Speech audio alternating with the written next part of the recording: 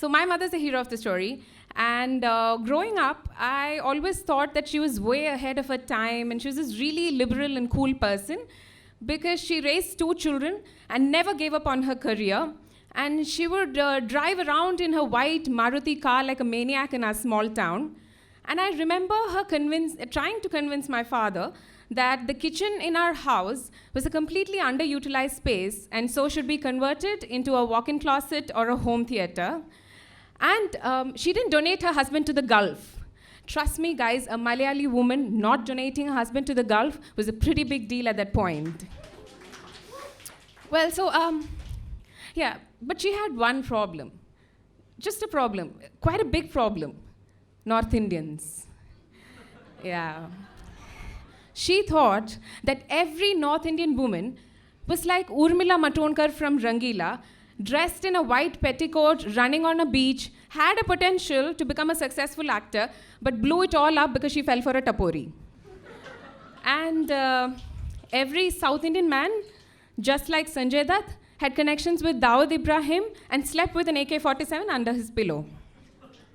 Oh, and well, she also believed that this was the reason that talented South Indian actors like Kamal Hassan and Mohanlal could never make it big in the Hindi film industry.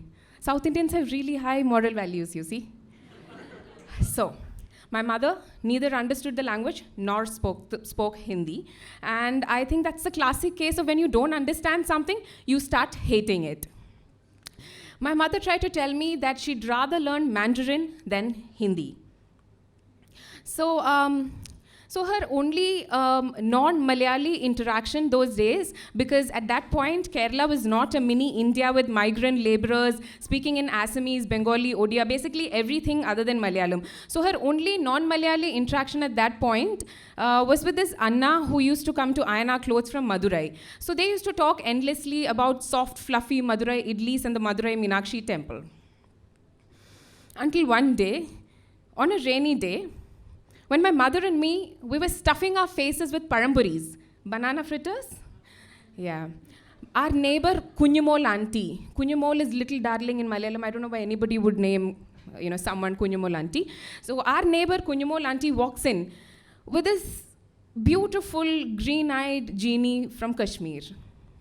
His name was Abdul Rahman. Okay, let's call him Abdul Rahim. And he brought with him gorgeous saris from North India. Abdul's magic were in his saris. So every Saturday morning, he'd come down, weighed down by an exquisite bundle of gorgeous saris and a spirit to win over the heart and mouths of these resolute women who'd bargain till they were breathless. Now, my mother didn't speak the language, so she always had Kunyumol auntie by her side to bring down the fixed prices. Kunyumol auntie neither went to school nor watched Hindi films, but her teenage son and cable TV gave her access to Abdul's world. I was not allowed into the veranda, lest the genie spread his magic carpet and whisk me away. But I remember listening to these women, skipping a heartbeat or two, as Abdul opened his bundle of saris, sometimes even draped one on him and modeled for them. They'd sit there, judging the saris, but never letting their face give away their intent or desire to own one.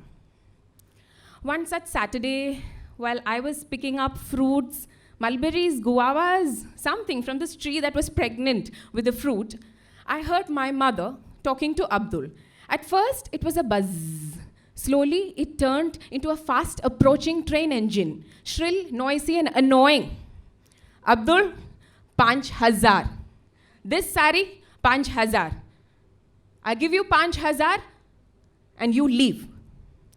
And through the slit of the door, I saw hapless, harrowed Abdul.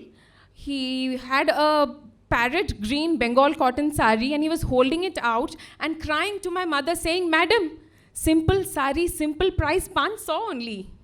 Simple sari, simple price, 500, my foot." My mother went right back in, came out with her purse, opened it, pulled out a crisp 500 rupee note, handed it out to Abdul and said, "Abdul, ye lo 5,000. This sari 5,000, take it, you bloody Dawood's." Now, I was thinking if Dawood Ibrahim was there, he would have taken offense to the fact that my mother thought Abdul and Dawood had the same potential for fraud. Well, I don't know how much of all of this Abdul understood, but he picked up his bundle, took the 500 rupee note, and left. And my mother picked up the sari, smiled the victory smile, walked right back into the house, picked up the phone on Kunyamol auntie, and reiterated the fact that these bloody North Indians are crooks and they underestimate the South Indians. If not for the literate, intelligent South Indians, Hindi would just take over our country. She seemed extremely pleased with herself and vowed to never let another North Indian set foot in our house. Cut to 2019. Her son is married to a Bengali, her daughter to a Punjabi. Her children at best, her grandchildren at best speak English at home. Abdul makes paramburis, and my mother thinks Ayushman Khurrana is cute. Thank you.